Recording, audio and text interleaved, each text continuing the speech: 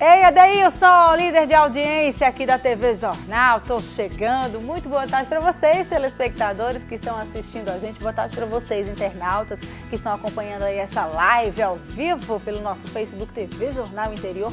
Hoje o programa tá massa. Eu vou conversar com uma dermatologista sobre calvície. Se você sofre desse mal, então não sai da frente da televisão, porque ela vai contar tudo pra gente. E também tem participação do público, hein? Vou conversar também com um ortopedista sobre dor nas costas. Afinal, de acordo com a Organização Mundial de Saúde, 80% da população sofre desse mal. E também tem dica de exercício que você pode fazer na sua casa para aliviar essas dores. Atenção, noivinhas de plantão!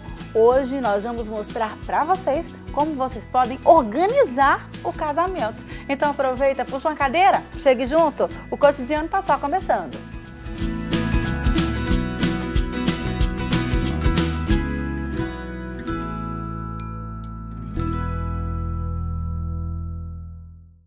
Vamos começar o cotidiano de hoje falando sobre calvície. Um problema que não atinge só os homens, tá? Atinge as mulheres também. Por isso que hoje eu estou aqui com a doutora Mariana Delduc, ela que é dermatologista, vai tirar todas as nossas dúvidas sobre esse assunto. Muito boa tarde, doutora. Seja bem-vinda aqui ao cotidiano. Quando a gente fala em calvície, a gente lembra logo do universo masculino. Afinal, os homens é que aparentam ter mais calvície do que a mulher, porque quando os cabelos começam a cair, a mulher, opa, calma!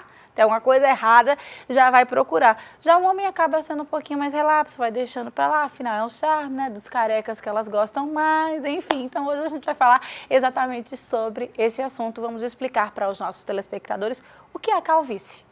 Boa tarde, Marcela. Boa tarde, seus telespectadores. Hoje a gente vai tirar todas essas dúvidas relacionadas à calvície, né? Como você mesmo falou, a calvície ou a alopécia androgenética, ela comete mais a população masculina, mas acomete também a população feminina, né? Então a gente sabe que essa alopécia, ela é desenvolvida ou desencadeada desde a fase da adolescência.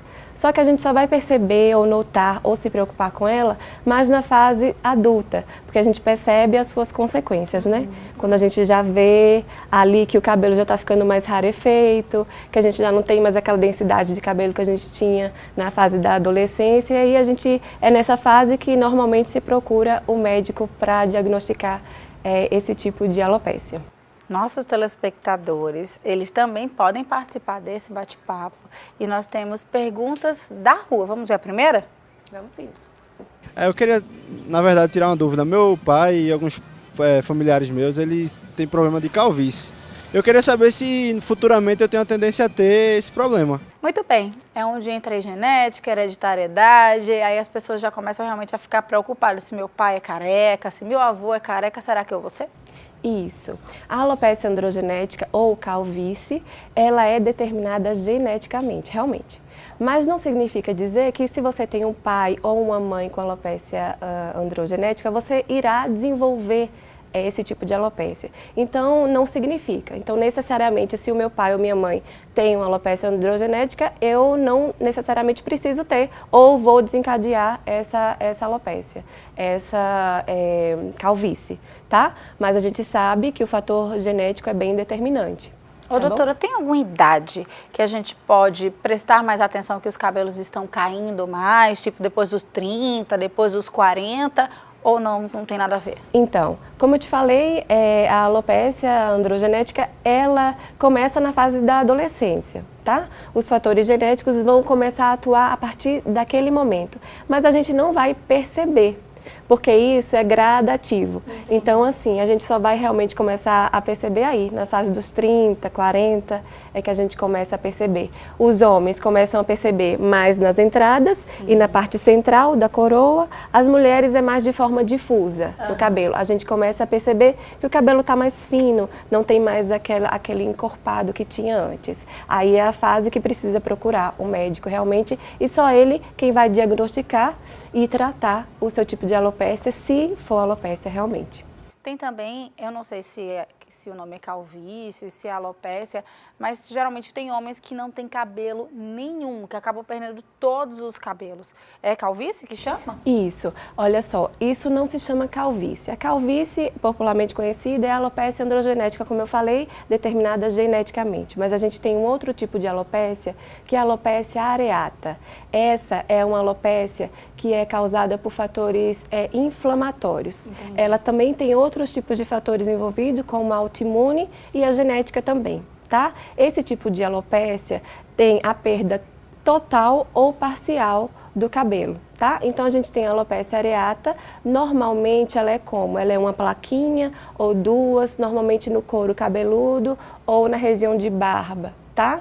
O fator de estresse também favorece esse tipo de alopécia, tá bom? Mas, em raros casos, a gente pode ter ela, a alopécia areata completa, tá? Que é a queda de todo o fio do couro cabeludo, e a alopécia areata universal, que é a queda tanto do couro cabeludo, dos fios que estão no couro cabeludo do nosso cabelo, como de todos os outros do nosso corpo. Então a pessoa realmente fica sem pelos, desde o couro cabeludo até o pé, vamos dizer assim. Então ela fica toda sem pelo.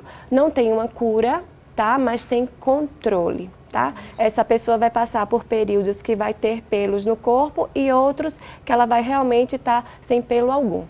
Vamos então para a segunda pergunta da rua, vamos ver. Eu queria saber qual o método mais eficaz para a calvície. Eita, todo mundo quer saber, será que tem como prevenir? Era muito bom, não era, Marcela? Se tivesse como prevenir a danada da alopécia androgenética, né? Infelizmente não. Como eu já falei anteriormente, ela é determinada geneticamente, né? Hoje a gente não tem uma causa específica para essa calvície, mas a gente sabe que ela tem um fator genético. Então, se você tiver aquele gene para desenvolver a alopécia androgenética, possivelmente você pode desenvolvê-la. Então, não tem nada que a gente possa fazer para realmente prevenir. O que a gente pode fazer é realmente intervir no momento certo e tratar, controlar aquela alopécia para você não ter maiores problemas futuramente. Antes da gente falar dos tratamentos, vamos à terceira pergunta, vamos ver. Você sabe se a pessoa que fuma ou bebe, se é propenso a ficar até alguma calvície, né? E aí, quem bebe e fuma tem mais chances de ser careca? Olha, mais chances eu não diria, mas pode estar prejudicando aquela alopécia que ele já ou pode desenvolver ou já tenha, tá? Por quê? Porque o estresse, os fatores ambientais também contribuem para piorar essa calvície, tá? Então é um alerta aí, se você é calvo já, evita a bebida, evita o cigarro, que pode prejudicar. Pode sim. colaborar, pode Isso. colaborar. Vamos falar então dos tratamentos, que eu acho que todo mundo deve estar ansioso para saber como que é feito o tratamento. É de pessoa para pessoa, de problema para problema, ou é um tratamento único, como é? Isso, o tratamento ele é determinado pelo médico dermatologista após um exame, uma anamnese completa, um exame físico, uma dermatoscopia, que é o exame que a gente faz para ver o fio que está ali, tá? Então ele vai determinar se aquele tipo de alopécia é uma alopécia androgenética causada geneticamente ou se aquele tipo de alopécia é uma alopécia determinada por fatores inflamatórios, tá? Que é o tipo de alopécia areata que a gente falou. Determinando que tipo de alopécia, ele tem um leque de tratamento para fazer com aquele paciente. Então só depois desse exame com o seu médico é que ele poderá fazer o seu protocolo de tratamento. E isso é de pessoa para pessoa, de caso para caso e de tipo de alopécia para tipo de alopécia, realmente. Mas tem como recuperar os fios perdidos? Tem sim. A gente tem como controlar essa alopécia, tá? Essa calvície, ela não vai ter uma cura, mas ela vai ter um controle. Você vai conviver com ela sem maiores problemas, tá joia? Então a gente vai desde tratamentos tópicos até tratamentos a laser, tá? Que são os tratamentos mais atualizados. Hoje são os tratamentos a laser, mas depende muito do seu caso, né? Isso tudo quem vai determinar é o seu médico. Ô, doutora, e com relação a implantes, eu acho que muita gente também deve ficar curioso para saber, principalmente quem não tem cabelo nenhum. Tem como fazer implante nessa outra alopécia que é inflamatória, que perde todos esses fios, ou só em quem tem cabelo mesmo? Isso, pode ser sim feito nesse tipo de alopécia, mas aí o médico especializado vai te examinar, vai programar com você esse tipo de implante capilar. Normalmente ele não é feito só em uma etapa, tá? Ele tem um protocolo de evolução, principalmente se o paciente tem uma alopécia universal, como a gente falou, que é a queda completa, ou uma alopécia completa do couro cabeludo, tá? Então o médico especializado ele vai programar com o paciente como que eles vão fazer esse implante, se vai ser progressivo, normalmente ele faz por áreas. Como eu falei, o homem às vezes, normalmente, né, ele comete aqui a coroa e as entradas. Então, normalmente ele começa pelas entradas ou a coroa, onde mais o incomoda, e em seguida eles programam uma nova fase, que é para fazer por completo e deixar ele satisfeito. Porque a questão da aparência também influencia muito, né? A gente percebe com os pacientes que isso prejudica a vida social deles. E a gente conseguir deixá-los mais satisfeitos, isso é a nossa intenção também. Muito bem, tá certo então, doutora. Dúvidas esclarecidas. Obrigada, viu? De nada, Boa sempre um tarde. prazer. Até a próxima, se Deus quiser. Amém. Tchau, tchau. Tchau. Bom, gente, agora eu vou para um rápido intervalo. Na volta, um ortopedista vai estar aqui no estúdio, porque ele vai responder todas as nossas dúvidas sobre dor nas costas. Então, se você sofre desse mal, não sai daí que eu volto rapidinho.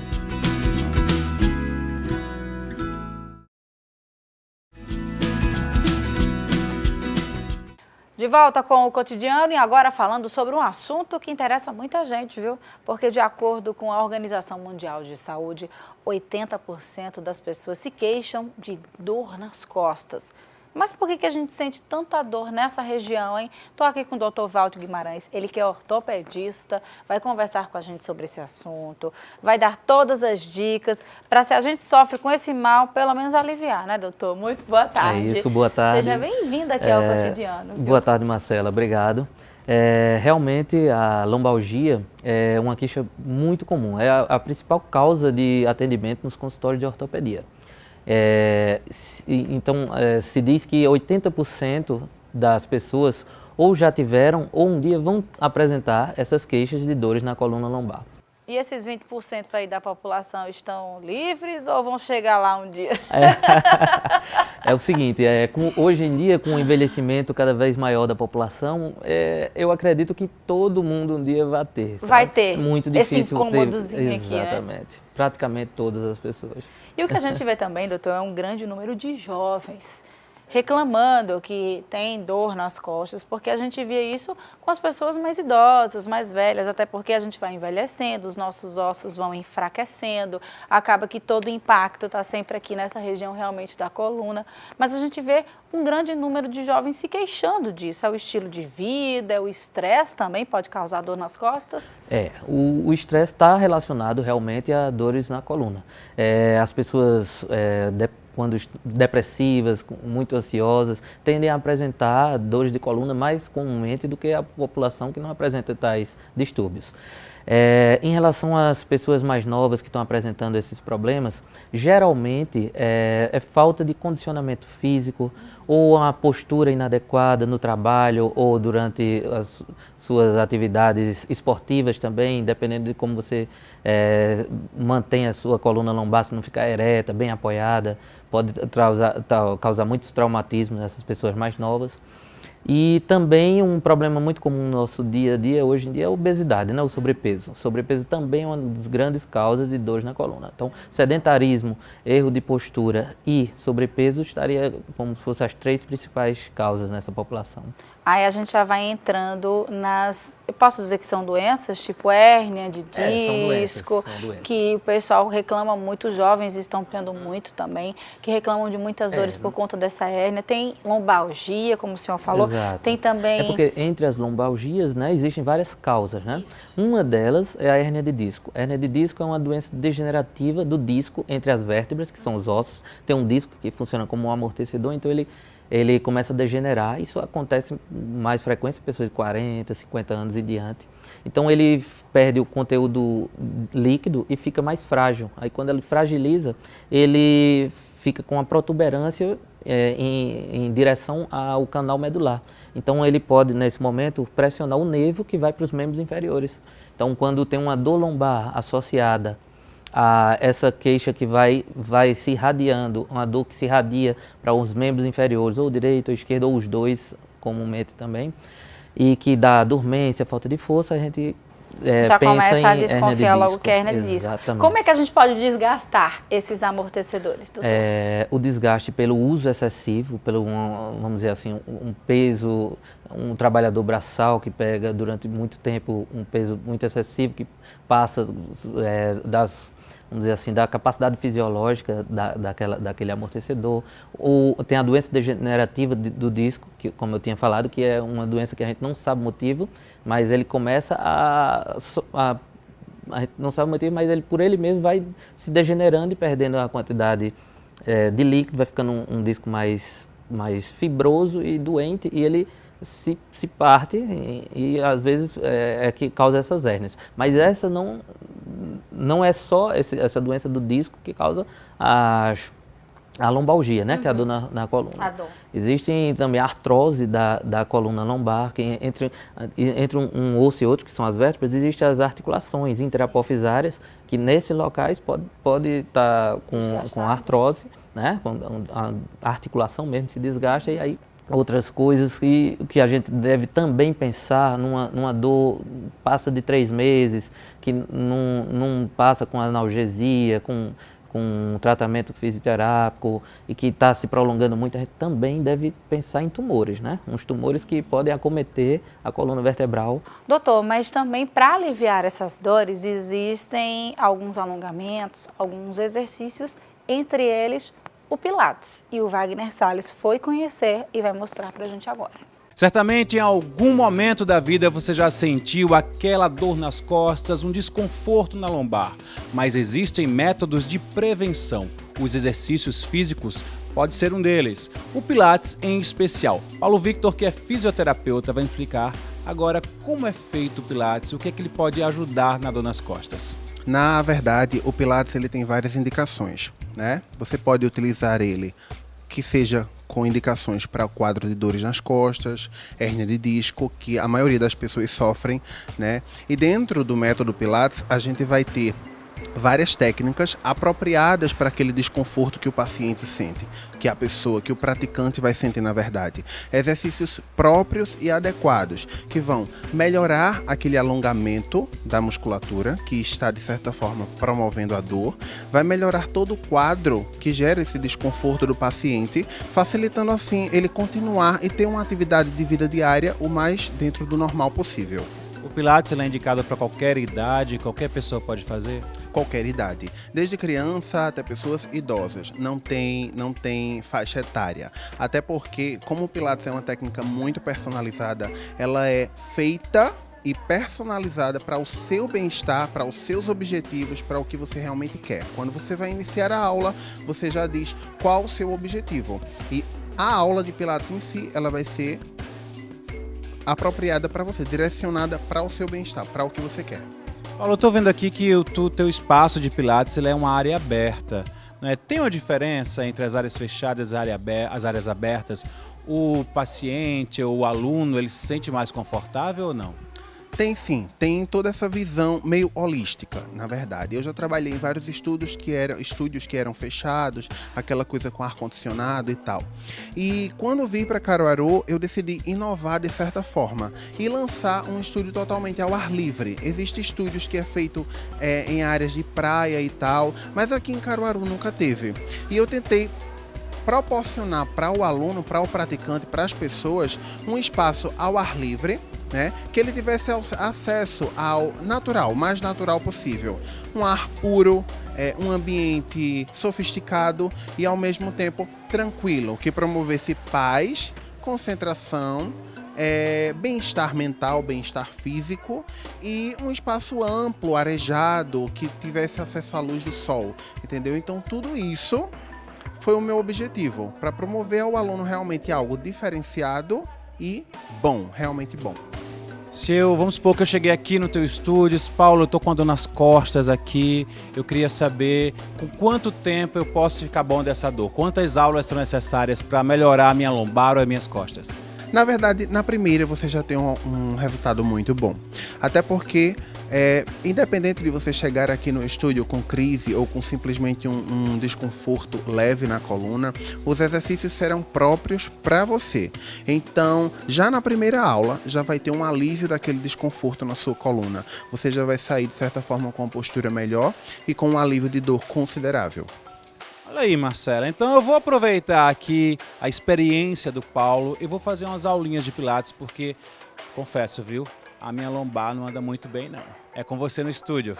Realmente o Pilates ele é super recomendado pelos ortopedistas, exatamente também como um tratamento para essa dor nas costas, até para a própria hérnia de disco, né, doutor? Exato, até por experiência própria, eu já fiz aulas de Pilates e assim, realmente ele é um tratamento muito eficaz.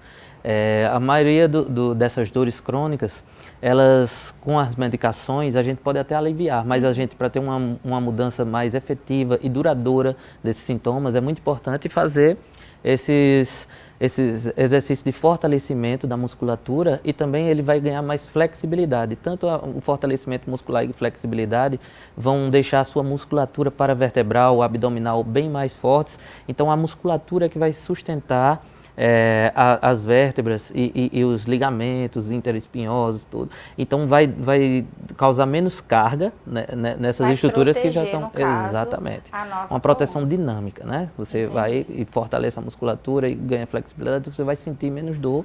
Atividades de impacto como corrida, como jump, né, aquela caminha elástica, são recomendadas ou nesse caso tem que ser evitadas? Veja só, tudo vai depender da causa da dor, né? Se for uma dor por erro de postura, sedentarismo, claro que vai ser indicada, mas no início, principalmente o fortalecimento, para depois começar essas atividades de maior impacto. No futuro, isso vai ser possível, dependendo da progressão do tratamento do paciente. Eu tenho certeza que uma pergunta que quem está assistindo a gente se faz agora, quais são os casos que as pessoas devem recorrer a uma cirurgia de coluna? Veja só, geralmente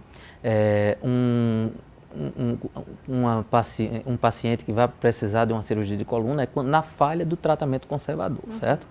Geralmente as hérnias de disco volumosas que estão comprimindo o nervo que está indo para um membro inferior, por exemplo, e que a gente faz o tratamento conservador com analgésicos, anti-inflamatórios, fisioterapia, pilates, infiltrações, e não tem jeito, aí então a gente indica a cirurgia para, vamos dizer, remover a causa, uma causa mecânica por compressão, então a gente tem como remover essa hérnia de disco. Outras causas seriam tumores, né?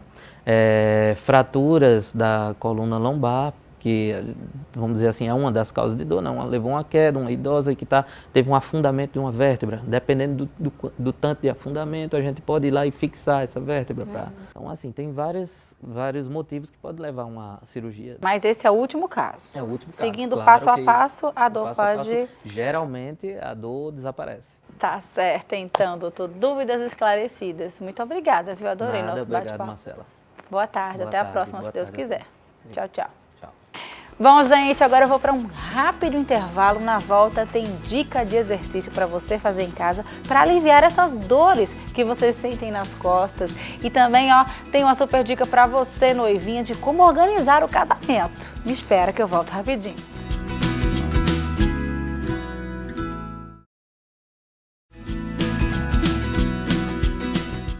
De volta com o cotidiano, olha só, gente, vamos continuar falando sobre dor nas costas. No bloco anterior, eu conversei com um ortopedista para saber quais são as causas, os tratamentos. Nós mostramos um pouquinho sobre o Pilates e agora vocês vão aprender dicas de exercícios que vocês podem fazer em casa para aliviar essas dores, e fortalecer a lombar. Confere aí.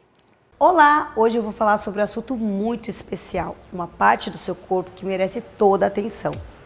É muito comum a gente ouvir, hoje eu tô com dor nas minhas costas, eu acordei com dor nas costas, trabalhei demais e minhas costas estão doendo. Por que a gente se remete às costas? Porque lá está a nossa coluna, é onde nos dá toda a nossa sustentação e a gente precisa sim dar uma atenção toda especial para ela. E aqui eu vou passar para você exercícios super tranquilos, fáceis de fazer, você vai poder fazer na sua casa e vai conseguir olhar com olhos de carinho, cuidar dessa parte tão importante para você e para o seu corpo. Gente, o que você vai precisar para fazer esse exercício em casa? Apenas de um colchonete. E caso você não tenha esse colchonete em casa, um tapete ou uma toalha de banho dobrada em 4 para ficar maciozinho e você não machucar as suas costas, já é o suficiente para você fazer o exercício. Vamos lá? Primeira coisa que a gente vai fazer é alongar a coluna, alongar a musculatura das costas. Você vai abraçar os joelhos. Você está deitada, cabecinha apoiada, abraça os joelhos e traz o joelho em direção ao seu peito. Segurou, você vai segurar aqui por 30 segundos, depois você estende uma perna, abraça outro joelho, troca, estende outra perna, abraça o joelho em direção ao peito. Mesma coisa, 30 segundos. Depois você vai jogar os dois joelhos para o chão, para um lado só, segura 30 segundos, troca, faz para o outro lado e também segura 30 segundos. Isso aqui você já vai sentir um alívio muito bom nas costas. Depois que você fez esse alongamento, procura sempre levantar de lado, que é uma forma de você preservar também a tua coluna e não ter dor nas costas. Depois a gente vai ficar aqui, ó, em 4 apoios. Você vai ficar nessa posição aqui. Aí você vai fazer o que com a sua coluna? Você vai fazer o que a gente chama a posição do gato, que você vai alongar lá em cima e vai relaxar. Você inspira e solta. Sempre usando a respiração. Procura nunca bloquear a respiração. Alonga, alonga, alonga, alonga lá em cima e volta. Você vai fazer esse movimento também 10 a 15 vezes. Depois você vai deitar. Estende os teus braços e as suas pernas. Inspira e sobe os braços e as pernas ao mesmo tempo. Segura aqui 10 segundinhos e solta. Mantenha a tua cabeça também indo junto com o seu corpo. Não força para cima e nem para baixo. Mantém o pescoço aqui na posição neutra. Segura 10 segundos e volta. Também você vai fazer 10 a 15 repetições. Quando você fizer isso, você vai sentar lá no seu calcanhar e estender o teu braço e relaxar a tua cabeça, porque aí você vai alongar toda a musculatura das costas, alongar a tua coluna. Segura aqui 20 a 30 segundos e relaxa e volta. Esses exercícios aqui de alongamento e de fortalecimento vão te ajudar muito, principalmente no final do teu dia, quando você às vezes pegou uma criança no colo, pegou peso, trabalhou o dia inteiro, lavou roupa, fez atividades domésticas, enfim, as atividades diárias do nosso dia a dia. Então isso aqui vai ajudar você muito, vai ajudar você a relaxar a musculatura da coluna, vai alongar, vai te dar mobilidade e ó, melhorar a tua qualidade de vida. Tá em dúvida do que preparar para o lanche das crianças? Olha, os biscoitos Vitamassa são uma delícia e vão bem a qualquer hora. A Vitamassa tem recheados ao leite, trufas, wafers de diversos tamanhos e sabores, além de creme crackers, rosquinhas, marias e maizenas. Experimente, peça Vitamassa no supermercado que você faz compras. Eu tenho certeza, ó, que a criançada vai se amarrar. Isso é muito Vitamassa, minha gente.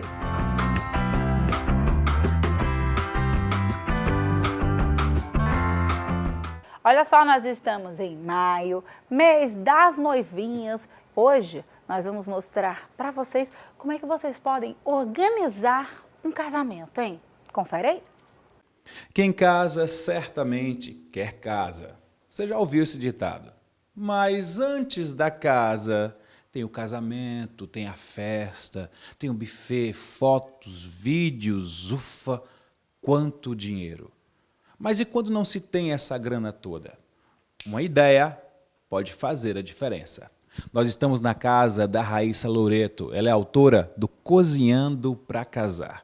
E olha, essa ideia toda da Raíssa não só rendeu a ela o casamento, como também, ó, esse apartamento aqui. Como é que começou? De onde surgiu a ideia do Cozinhando para Casar? E o que é o Cozinhando para Casar? O Cozinhando para Casar nasceu há 3 anos atrás, na expectativa de juntar dinheiro para o meu casamento. E eu comecei a vender doces, né, brigadeiros, na minha igreja, que tinha um culto de meio-dia. Então, eu fazia esses doces e vendia lá. Daí eu tive a ideia de fazer um Instagram para divulgar o que eu estava fazendo, né? E aí começaram a divulgar, né, os meus produtos, e dos doces eu parti para o brownie e para as palhas italianas. O boca a boca começou, né, a acontecer, e aí eu comecei a trabalhar por encomenda, e hoje, 3 anos depois, eu continuo com esse projeto, né, agregando alguns outros produtos por temporada, mas durante o ano inteiro eu faço esses produtos para vender. Então você casou bem, se mudou para esse apartamento, né? A gente está vendo aqui, olha, pessoal, tem os álbuns aqui do casamento da Raíssa, tudo muito elegante, tudo muito fino. Deu para fazer tudo isso, né? Então quer dizer que esse empreendimento ajudou mesmo. Essa ideia foi o estalo inicial para que você realizasse seu sonho de casar? Sim, essa ideia foi, né, fundamental para isso. Eu tive a ajuda dos meus pais também em alguns momentos, mas com o Cozinhando para Casar, né, com as vendas dos doces, eu consegui reformar meu apartamento, né, e hoje é uma renda que nos ajuda muito. Esse nome Cozinhando para Casar explica tudo, não é? Mas foi um nome bem inusitado. Você acha que ajudou? Eu acredito que sim, porque o pessoal começou a ficar muito interessado pelo nome, né? E até alguns blogs de São Paulo entraram em contato, eu consegui fazer, né, uma reportagem com eles. E o pessoal achou criativo também. Era uma ideia, né? E foi algo que a gente também nem pensou muito. Eu e o meu noivo, na época, estava conversando, e aí chegou esse nome, e foi quando tudo começou. E eu estou agora com a dupla muito famosa quando o assunto é cerimonial e assessoria. Elaine e Charles Santos, muito conhecidos aqui na nossa região por tanta competência.